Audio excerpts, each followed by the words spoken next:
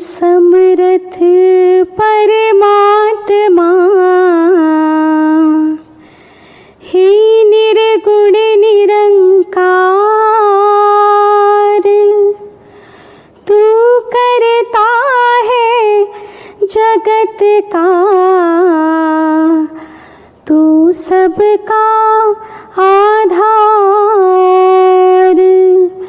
कण कण में है बस रहा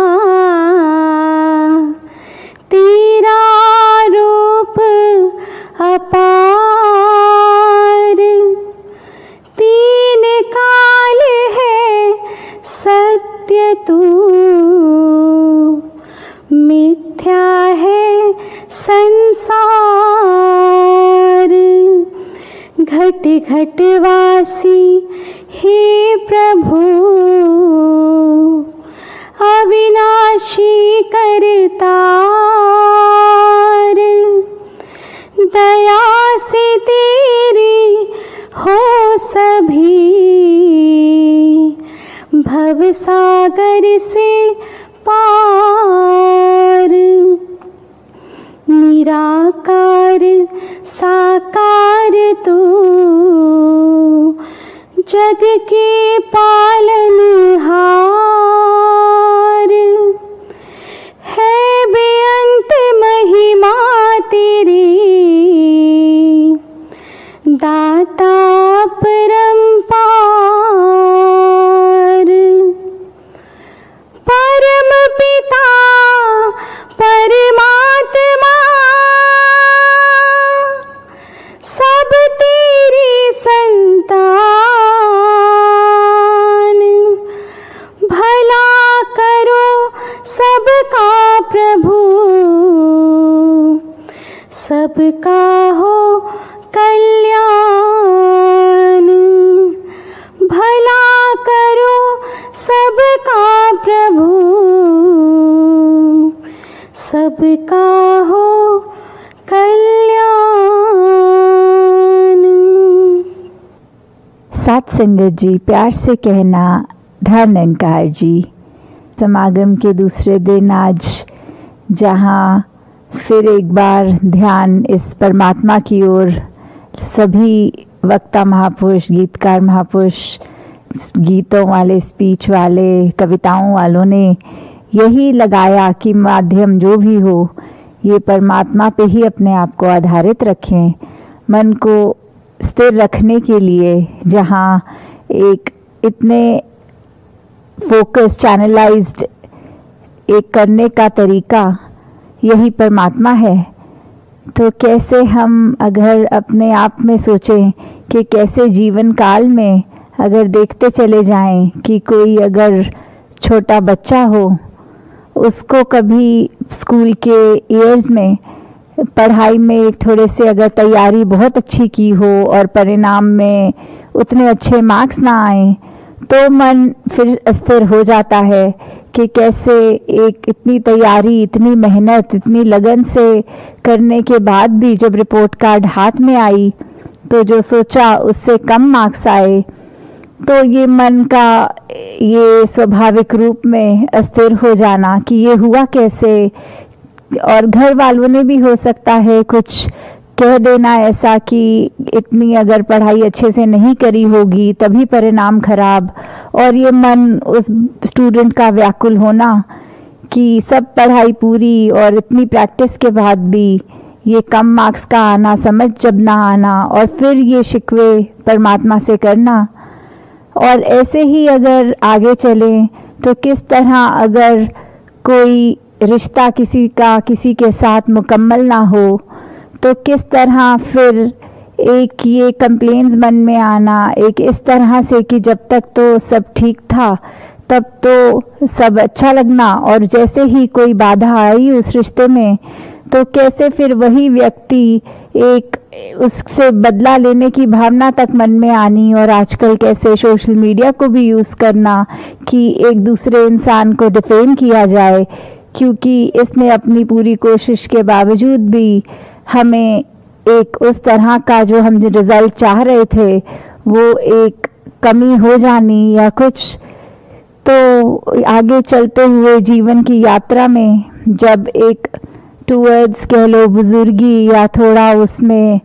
और उससे भी कम आयु में जब अपने आगे किसी के बच्चे होने या दोते पोते होने कि कैसे एक ग्रैंड चिल्ड्रन की एज में भी उन्होंने देखना कि किस तरह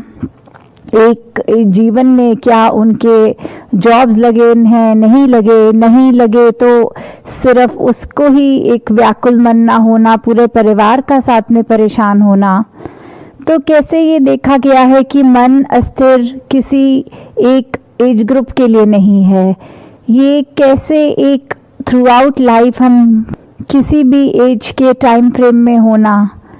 तो भी ये स्वाभाविक है कि कुछ ना कुछ ऐसा होगा जो सिचुएशन वाइज अस्थिरता लाएगा, पर हमने अपने आप को ऐसे समय में भी कैसे स्थिर रखना है।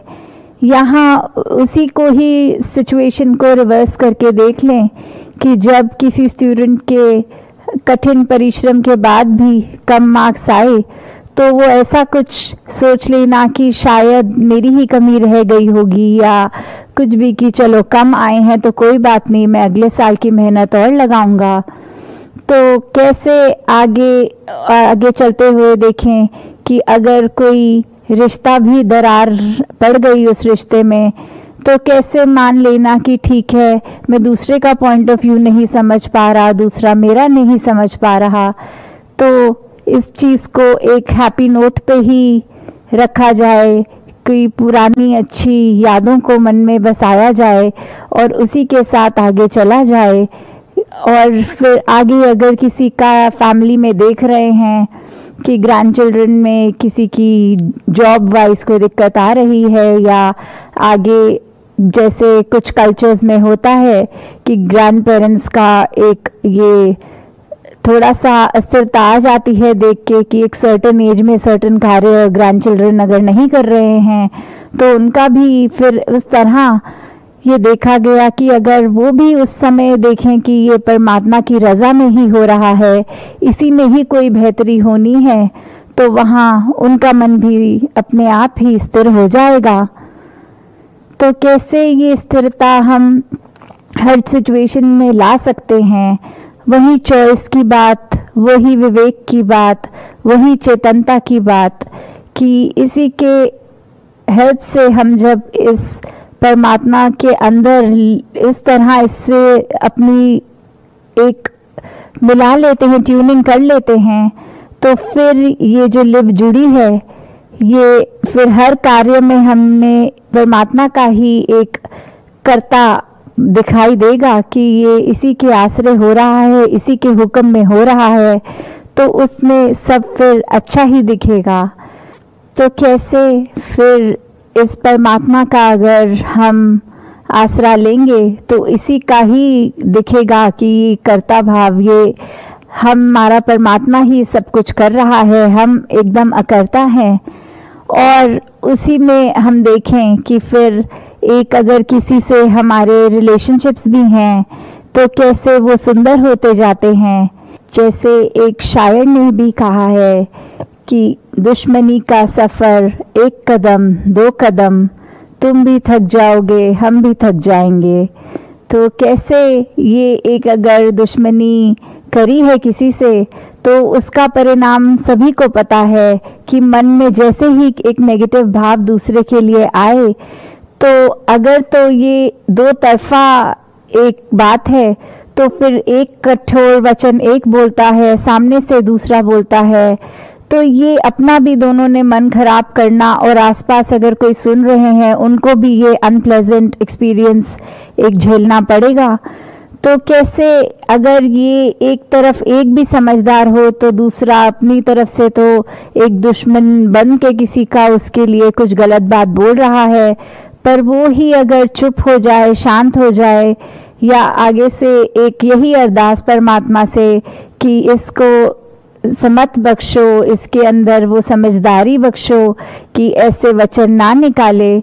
तो कैसे वो बात जल्दी वहाँ पे ही थम जाती है और अगर कोई ये भी सोचे कि कई बार देखा गया है कोई बहुत अच्छे अगर फ्रेंड्स एक टाइम पे और इतने साल बीच के कोई खटास की वजह से बात नहीं कर रहे, तो इतने साल वो व्यर्थ भी गवा दिए। और एक मन में कहीं ना कहीं वो ख्याल, क्योंकि अंदर से अगर एक केयर थी एक टाइम उनके लिए, तो वो उस तरह कायम भी रहनी। कुछ मन में आना कि एक फ़ोन उठा के कॉल की जाए, और फिर ये ईगो मन में आनी कि नहीं, ये तो उसने ऐसा कहा था तो मैं नहीं ये करूँगा फ़ोन। तो कैसे एक या तो इतना भी प्रोलॉन्ग अगर कुछ खिंचता है, अंत में वही होता है कि जब एक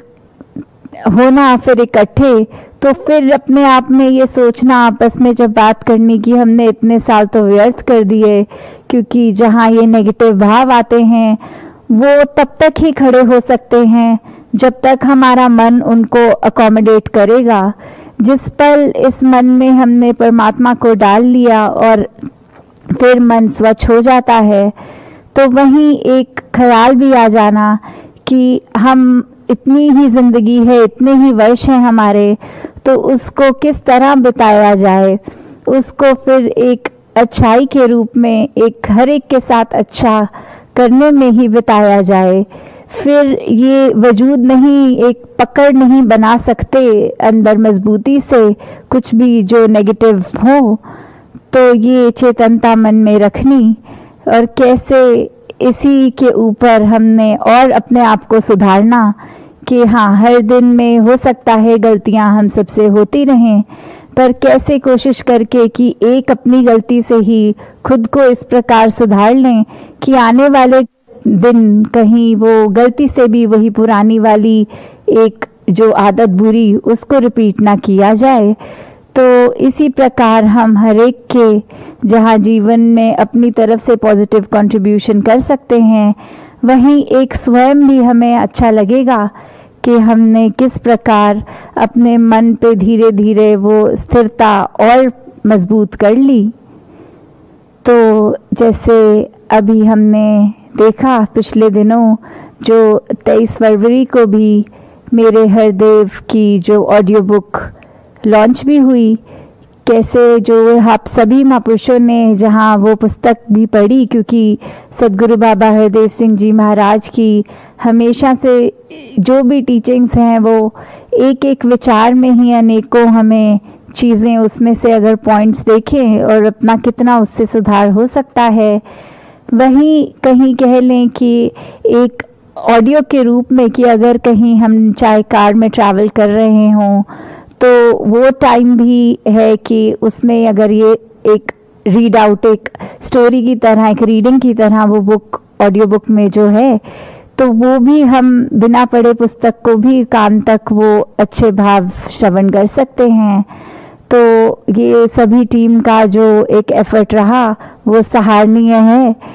तो कैसे हर एक ने ये योगदान दिया और ये सेवा भाव सभी का, तो ये बात हमेशा से जो सदगुरु बाबा हरदेव सिंह जी महाराज भी अपनी हर विचार में फोकस करके बोलते थे कि ये परमात्मा को अगर हम पा लें, इसकी जानकारी ले लें, तो हमारा जीवन कैसे सुखमयी हो सकता है। और अगर ये बात है कि लोक सुखी परलोक सुहेला वाली बात, और अगर चलो कोई आज की जनरेशन में ये भी अगर बात बोले कि हम तो एक करंट टाइम की ही बात करना चाहेंगे, हमें नहीं पता कि हमारे पुराने जन्म थे नहीं थे, या ये 84 लाख योनियां कोई चीज़ होती हैं कि नहीं होती, तो भी ये देखें कि इस जिंदगी में जो अभी हमारे सामने है करंट है, तो कैसे हम इसको ही सुधारने की बात करें, आगे पीछे अगर नहीं भी सोचें। तो यही है कि कैसे अपने पल पल के सुधार के लिए हमेशा इस परमात्मा का एहसास होना, क्योंकि स्थिरता में हम वही कर सकते हैं कि इस एहसास के कारण ही मन स्थिर होगा। और वहीं ये महाराष्ट्र का जहाँ समागम हो रहा है, तो जहाँ महाराष्ट्र की ही धरती के संत मुक्ताबाई जी भी कहते हैं, जगिया ब्रह्म दिसे उघड़े, ये भगवान, ये परमात्मा ओपनली देखा जा सकता है, इन्हीं आंखों से देखा जा सकता है, तो कैसे हम इस परमात्मा को देख सकते हैं? जब ये हम ऐसा कर लें तो फिर हमें अपनी भी एक असल पहचान कि हम ये शरीर नहीं है, उस पे हम आधारित होकर अपने जीवन को एक सही डायरेक्शन में ले जा सकते हैं। तो जैसे आज सुबह भी सेवादल रैली के रूप में जो मैसेजेस ये स्किट्स में भी देखे गए कि कैसे एक सेवा का जो भाव है मानवता के लिए, वो हर एक ने, ये मिशन ने एज अ होल या इंडिविजुअल लेवल पे हर महापुरुष ने कैसे दुनिया के लिए अपने आप को अर्पण किया, और मन में कोई एक ये अहम का भाव नहीं कि मैं कुछ करने वाला हूँ। सारा क्रेडिट इस परमात्मा को कि इस परमात्मा ने क्षमता दी है तो ये शरीर कुछ चल पा रहा है, कुछ किसी के लिए कुछ हम अपने हाथ पैर चलाकर कुछ कंट्रीब्यूट कर पा रहे हैं। तो कैसे एक, अगर एग्जाम्पल के तौर पे, अगर एक लेडी होती है, जब वो प्रेग्नेंट होती है तो हर समय उसको एक अपनी तबीयत का ख्याल सबकॉन्शियसली एक साइड बाय साइड चल ही रहा होता है, चाहे वो कहीं पे भी काम कर रही हो, ऑफिस में हो, कहीं पे भी। तो एक ये देखते हुए कि खाते पीते, काम करते, कुकिंग करते या जो भी डे टू डे एक्टिविटीज वो कर रही हैं, तो ये पता है कि मुझे हमेशा कुछ तेजी से नहीं चलना, कुछ भार नहीं उठाना। तो ये चीज बार बार उसको एक याद नहीं कराई जाती कि ऐसा ना करो, आप प्रेग्नेंट हो, पर वो एक नेचुरल, एक इंस्टिंक्चुअली पता होता है कि हम जो भी कर रहे हैं वो बहुत उस तरह करें कि अंदर एक जो और जान है एक, तो वो उसका ख्याल करते हुए। तो कैसे ये चीज भी कि परमात्मा का एहसास इसी तरह का हर एक में होना चाहिए कि एक हम चाहे कुछ भी हों, जो कहा भी जाता है हथ कारवल दिल यारवल, कि हम कोई भी कार्य कर रहे हों, चाहे हमारे हाथ कोई भी काम कर रहे हों, पर ये मन हमारा इसी परमात्मा में लगा रहे। यही एक सही मार्ग है जो युगों युगों से भक्तों ने, संतों ने बताया है कि भक्ति के मार्ग पर ही रहकर हम अपना कल्याण कर सकते हैं, और ये ब्रह्म ज्ञान प्राप्त करके हमारी रूह भी ये सब बंधनों से मुक्त होकर एक साल्वेशन को प्राप्त कर सकती है। तो दातार सभी पे कृपा करे कि ऐसी ही स्थिरता वाला जीवन, एक सहजता वाला जीवन हर एक के हाथ में हो, हर एक उसी तरह से अपना जीवन जीता चला जाए। तो यही अरदास की परमात्मा का ही आसरा लेकर जब हम हर काम करेंगे तो डेफिनेटली हमारी इंटेंशन जो है उसको अगर पॉजिटिव करने की, तो वो एक पॉजिटिव ही होता जाएगा। और हाँ, ये भी देखा गया है आजकल कि अगर कोई नेगेटिव काम करने में भी दलील देने में बोलता है कि अगर परमात्मा के बारे में सोच लिया पर इंटेंशन हमारी नेगेटिव है तो भी ये ज़रूर एक सफल होगा। तो उसमें भी हमें पता है कि ये हमारे दिमाग की एक चालाकी है, और परमात्मा को तो एक इनोसेंट, जैसे बच्चों का भी एग्जाम्पल बहुत बार आता है कि वो बच्चे चाहे कितने भी चुलबुले हों, उनकी एक इनोसेंस हर एक तक पहुंचती है, कोई चतुर चालाकियां नहीं। तो हम कैसे अपने आप को भी एक उस रूप में चाइल्ड लाइक बना पाएं कि इनोसेंस से इतने भर जाएं कि मन इतना साफ हो जाए कि फिर कोई छल। साथ संगत जी, प्यार से कहना ध्यान निरंकार जी। आज वर्चुअल रूप में जो सभी आनंद ले रहे हैं इस समागम का, और सभी को जो थीम भी पता है, विश्वास, भक्ति और आनंद की है, तो ये विश्वास क्या है, ये भक्ति क्या है, और जीवन में भक्ति करते हुए ये आनंद की अवस्था को कैसे प्राप्त किया जा सकता है। तो ये एक जर्नी, एक रास्ता अगर हम देखें कि एक इंसान के जीवन में ये कैसे पड़ाव हैं, तो सबसे पहले तो हम अगर देखें तो ये विश्वास कैसे आ सकता है? विश्वास तो उस चीज़ पर भी होता है जो या तो कोई हाइपोथेटिकल भी अगर हम बात करें तो उस पर विश्वास तब तक नहीं बैठ पाता जब तक साक्षात वो चीज़ नहीं देख पाते। तो उसी तरह ये जो ब्रह्म ज्ञान है, तो ब्रह्म ज्ञान के ही जीवन में आने से ये विश्वास आना इस प्रभु परमात्मा पे और ये भक्तिमय जीवन की यात्रा आनंद से जिए जाती है। जिस तरह एक हम उदाहरण भी देखें अगर, तो हम ये सुनते भी हैं अगर कि दो तरह के खाने होते हैं पदार्थ भोजन के, एक को जंक फूड की कैटेगरी बोलते हैं और एक को हेल्थ फूड की, कि ये जो हेल्थ फूड है इसने शरीर को तंदुरुस्त रखना है, बहुत ही पौष्टिक आहार है। और दूसरी तरफ जहाँ जंक फूड की बात होती है कि उसमें पोषण नहीं होता, वो सेहत को खराब करता है, उसमें जो गुण होते हैं वो इतने नहीं होते।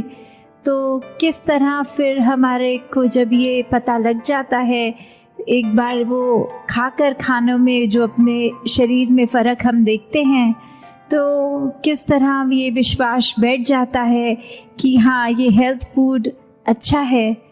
फिर किस तरह हम बार बार वो इच्छा रखते हैं कि प्रतिदिन इस तरह से शरीर में वो पौष्टिक आहार ही जाए ताकि ताकत बनी रहे, स्वास्थ्य हमारा ठीक रहे।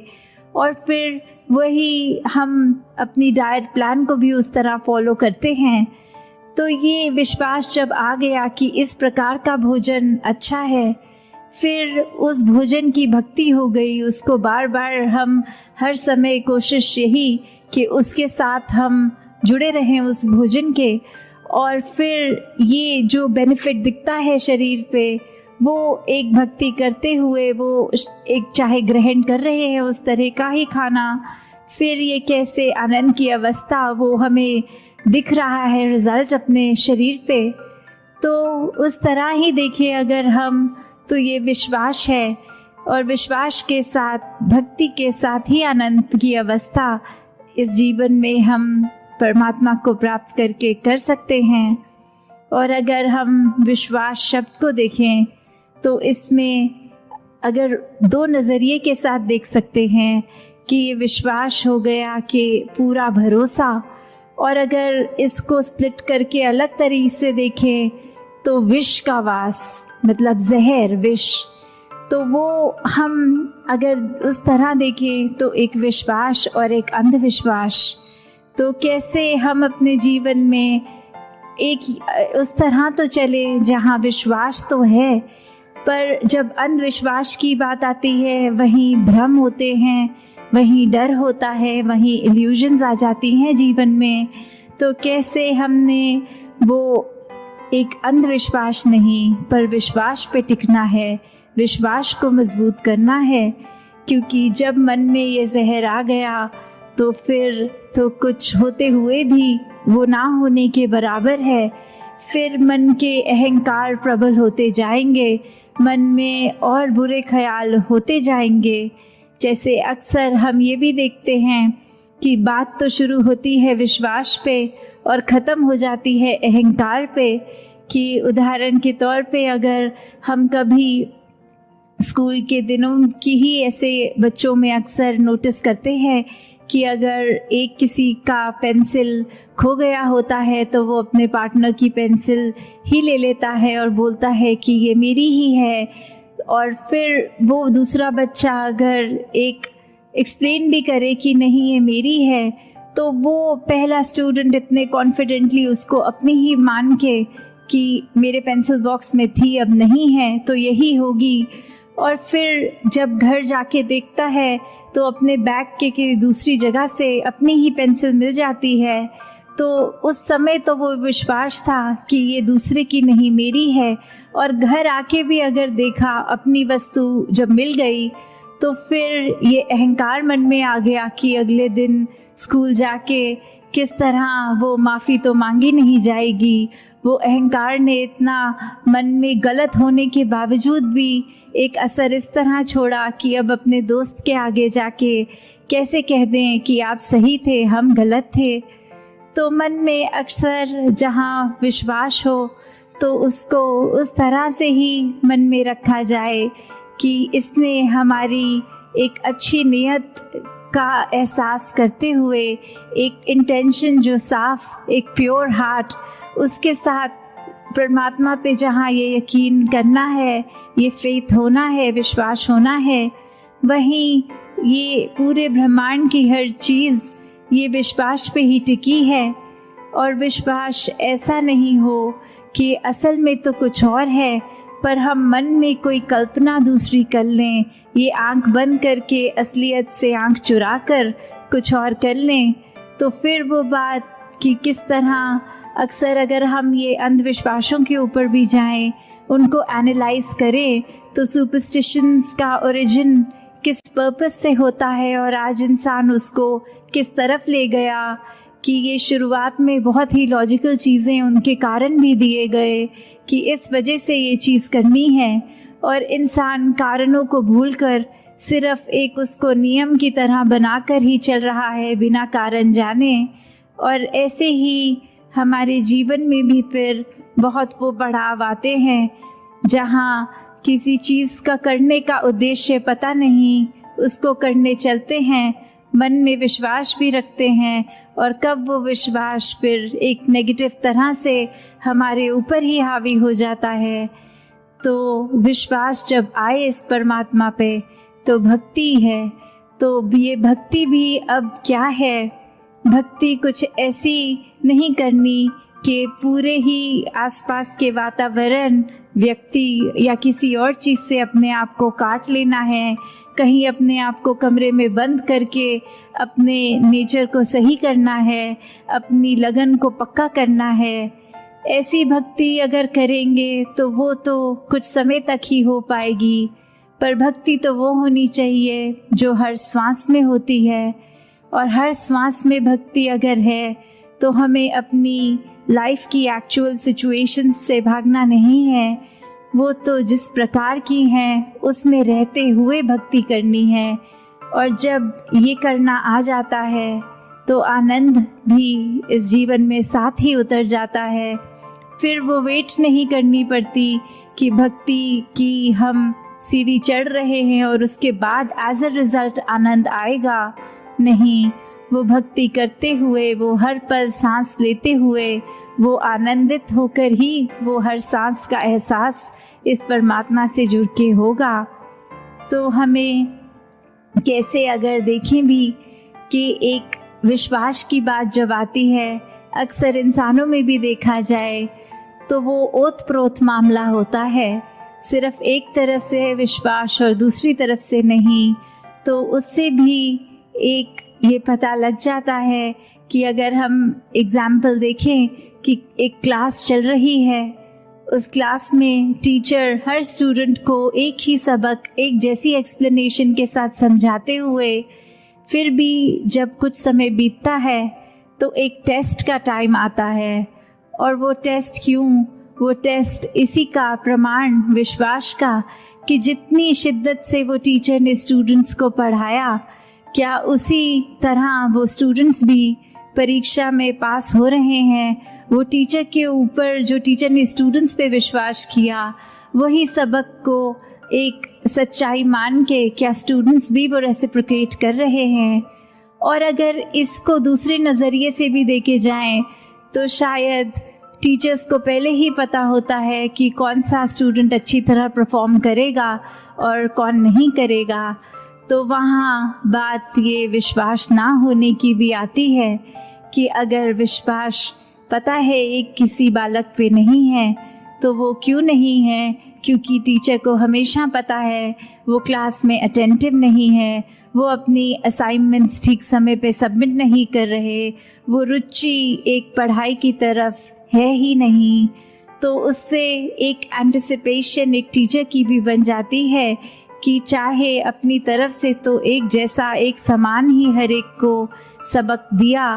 पर कैसे हर एक ने उसको परसीव अपनी अपनी सहूलत से, अपनी अपनी इंटेंशन से, अपने एक क्षमता के अनुसार करा है। तो उसी प्रकार अगर हम ये देखें कि ये परमात्मा तो हमें इतना हर पल दयाल होके सब कुछ देता जा रहा है, हर पल में इतनी रहमतें हैं, तो हम उसको किस तरह वो रहमतों को अपने अंदर सोख कर रहे हैं, अपने अंदर वो बसने दे रहे हैं। दासी ने एक जगह कहीं पढ़ा कि एक कोट की तरह लिखा हुआ था कि एक भक्त की अरदास होती है शुक्राना और तुम्हारी शिकायत, कि अगर हम एक भक्त को देखें कि किस तरह भक्त ने तो हर श्वास में अगर अरदास भी करनी है परमात्मा से तो इस तरह ही करनी है कि जो है बहुत अच्छा है, बहुत अच्छा किया है।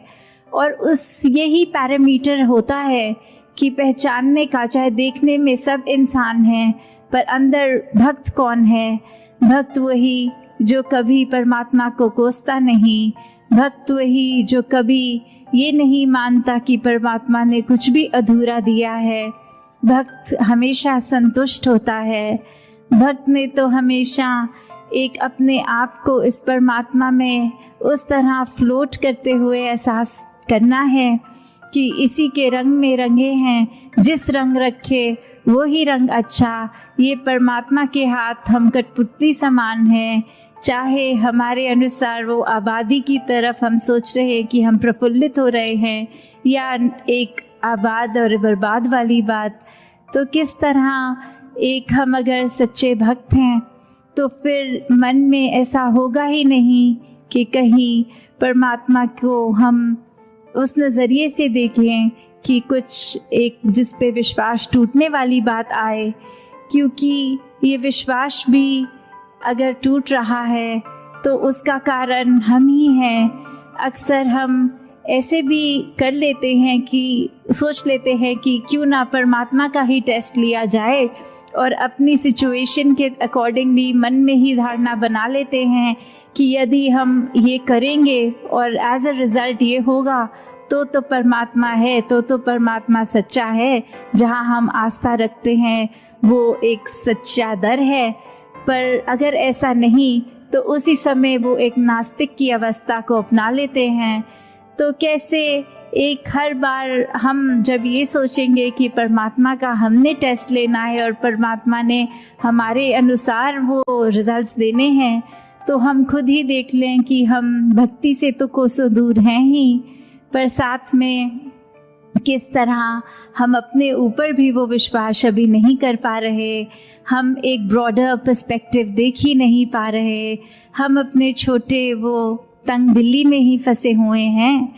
तो आनंद की अवस्था से तो हम अभी बहुत ही दूर हैं। मन में हमारे कुछ भी हो, अगर हम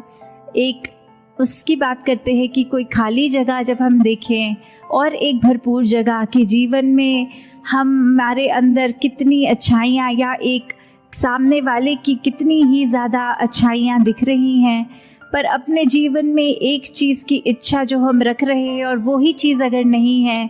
तो हमारा नज़रिया उस पे नहीं जाता कि क्या क्या है हमारे पास, पर उस पे जाता है कि क्या नहीं है। और फिर हम उसको एक माइक्रोस्कोप लेंस जो बोलते हैं कि इतने बारीकी से देखने लग जाते हैं कि जो कुछ है उसको नज़रअंदाज कर देते हैं, जो नहीं है फिर नज़दीक से तो हर चीज़ में कमी दिखी जाती है। फिर एक पूर्णता तो हमें दिखेगी नहीं, हमें अपने जीवन में लगेगा ही नहीं कि एक ये चीज़ ना होने की वजह से पूरा जीवन ही खराब लगता है। तो जहाँ अपनी हर वस्तु को जो दातार ने ये एक रहमत की तरह झोली में डाली है, अगर कुछ नहीं है तो उस पे ध्यान ना दें, क्योंकि अगर ध्यान देना ही है, एक बारीकी से कुछ टटोलना ही है, तो वो अपने अंदर अपने मन को बारीकी से देखा जाए कि किस तरह मन का तो इस दातार ने नेचर ऐसा बनाया था कि हम अपने अंदर झांकें। मन इसलिए कि जो फील कर रहे हैं खुद अपने आप को कैसे ठीक करें, एक अपने मन से जो एहसास कर रहे हैं वो हमें अंदर से कितना मजबूत, कितना स्ट्रॉन्ग और कितना मुश्किल घड़ियों में भी किस तरह उसको हम पॉजिटिव रख सकें। पर मन ने कहीं ये माया के चक्कर में अपना नेचर ऐसा बना लिया है कि उसको बाहर की ओर देखने लग गए हैं हम औरों की तरफ, हम कमियों की तरफ। तो जहाँ मन का काम अंतर का एक अपना हमें दृष्टिकोण, एक नज़रिया, हमारे अंदर क्या चल रहा है वो इंट्रोस्पेक्शन, उसके लिए काम आना था। पर वो हम दूसरों के लिए नफरत, निंदा और ऐसे अनेकों एक खराब सोच देकर मन में, उससे हर दिन जब उपयोग कर रहे हैं मन का, तो फिर वो एक नेगेटिविटी की ओर, एक चंचलता, एक हर तरह का हम उसमें एक दोष डालते जा रहे हैं। तो कैसे अपने मन को जब हम साफ रखते हैं, और मन साफ रखने का सबसे आसान तरीका ये भक्ति में तो सेवा है, सिमरन है, सत्संग है, कि जब इस निरंकार से जुड़ गए हैं तो फिर ये आनंद अपने आप जीवन में उतरता है। हर पल मन बहुत ही शांत, बहुत ही स्थिर, सहज भाव में, एक जो कहते हैं कांस्टेंट ब्लिस जो है, एक खुशी, उस तरह एक कभी भी वो एक्सट्रीम निराशा की फीलिंग नहीं होती। तो कैसे हमने हमेशा अपने जीवन में जहाँ हर पल कोशिश करनी है कि इस परमात्मा पे ये विश्वास हमारा पूरा रहे, वहीं साथ ही साथ कैसे भक्ति को किया जाए और वाकई ही भक्ति क्या होती है उसको उसी नज़रिए से किया जाए। भक्ति सिर्फ नकल नहीं है कि हमने देखा है पुरातन कैसे करते थे उसको एक रिपीट करना, नहीं। भक्ति हर एक की एक इंडिविजुअल जर्नी है। कैसे हमने हर दिन अपने आप को उसमें और प्रबल करना है, कैसे हमने हर एक चीज़ से जुड़े होने के बावजूद वो डिटैच्ड अटैचमेंट की अवस्था कि कुछ है तो उसका तो मज़ा उस समय लेना है, कुछ नहीं तो फिर अपने मन को उदास नहीं करना। कैसे वो इच्छाएं होनी मन में तो लाजमी है, पर वो इच्छाओं की पूर्ति ना होने से मन को फिर एक पतन की ओर ले जाना, एक मन पे बहुत बड़े बोझ बना के रखने। तो भक्ति तो फिर समर्पित होकर ही हो सकती है। जब इच्छाएं इतनी आ जाती हैं तो फिर भक्ति उस समय मजबूत नहीं रह पाती। अगर इच्छाएं पूरी ना हो तो भी अपने आप को हम एक पक्का कर ले कि इसका ना होना में भी बेहतरी ही है, तो फिर ही वाकई ही एक असल रूप में इंसान आनंद का एहसास कर सकता है। तो दातार हर एक पे कृपा करे, जो हर एक की इस समय एक अरदास भी है कि किस तरह से सत्संग रूप जो एक इतनी वास्ट हम मनाते थे समागम पे, हर कोई अपने घरों से चलकर फिजिकली गैदर होता था, और अब चाहे वर्चुअल रूप में इस तरह कर रहे हैं, पर भाव तो सबके वही, ये लगन इस निराकार से सबकी वही। और आगे के लिए अरदास कि हर कोई संतों के साक्षात दर्शन करके एक दूसरे की चरण रज लेकर उस रूप में ही ये समागम का त्योहार जो हर्षोल्लास का होता है, ये कैसे एक रूह का संबंध निरंकार से हर पल होता तो है, पर जब समागम पे सब आके इकट्ठे होते हैं तो फिर वो एक अंदर की जो खुशी इतनी ज़्यादा प्रफुल्लित। तो हर एक पे दातार यही कृपा करे जहाँ हर कोई भक्ति भरा जीवन अपना एक स्ट्रॉन्ग करता जाए, वहीं फिर हर एक के लिए, संसार के लिए, सर्वत का भला, वो एक अरदास कि ये ह्यूमैनिटी एक साथ आगे बढ़े, एक सेल्फिश होके अपने आप को तंग दायरे में ना रखें, अपने मन में हमेशा अच्छे ख्याल रखें। तो दातार हर एक पे कृपा करे। साथ संगत जी प्यार से कहना धन्यवाद जी।